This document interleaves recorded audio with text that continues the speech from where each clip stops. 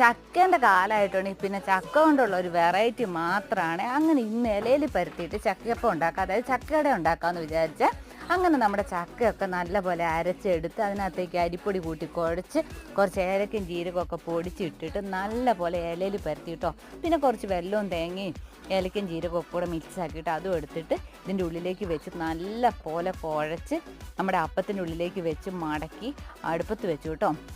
ഞാൻ ചക്ക കൊണ്ടുള്ള വെറൈറ്റി ആയിട്ടുള്ള ഇങ്ങനത്തെ ഓരോന്നും പരീക്ഷിച്ച് നോക്കാറുണ്ട്. നല്ല ടേസ്റ്റുമാണ്, നമ്മുടെ ഹെൽത്തിന് നല്ലതാണ്. അങ്ങനെ അത് അടുപ്പത്ത് ചെമ്പിൽ വെച്ചു കേട്ടോ. വെച്ചപ്പോൾ 4 എണ്ണം വെച്ചിട്ടുണ്ടായിരുന്നേ. അത് വെന്തിട്ട് ചെന്ന് എടുക്കാൻ വേണ്ടി നോക്കുമ്പോൾ 3 എണ്ണം ഉള്ളൂ കേട്ടോ. ഒന്ന് എന്ത് പറ്റിയെന്നുള്ളത് തേടി നടന്നപ്പോഴാണ് നമ്മുടെ ഉണ്ണിക്കുട്ടൻ പറഞ്ഞാൽ അടിച്ചു മാറ്റി എന്നുള്ളത് മനസ്സിലായത്. അവൻ അത് എടുത്ത് തിന്നാൻ വേണ്ടി നോക്കി അവൻ്റെ അണ്ടകടാകം വരെ പൊള്ളിപ്പോയി കേട്ടോ. അങ്ങനെ ഇലയെല്ലാം വലിച്ചു പറിച്ച് എറിഞ്ഞൊരു പാത്രത്തിൽ കഷ്ണാക്കി കൊണ്ടുവരുമ്പോഴാണ് അവൻ കൊണ്ടുപോയതാണെന്ന് മനസ്സിലായത്. അങ്ങനെ ഇന്നത്തെ സ്പെഷ്യൽ ചക്ക അടയപ്പമാണ്. നമ്മളിഷ്ടമായ ഒന്ന് സപ്പോർട്ട് ചെയ്യാവോ?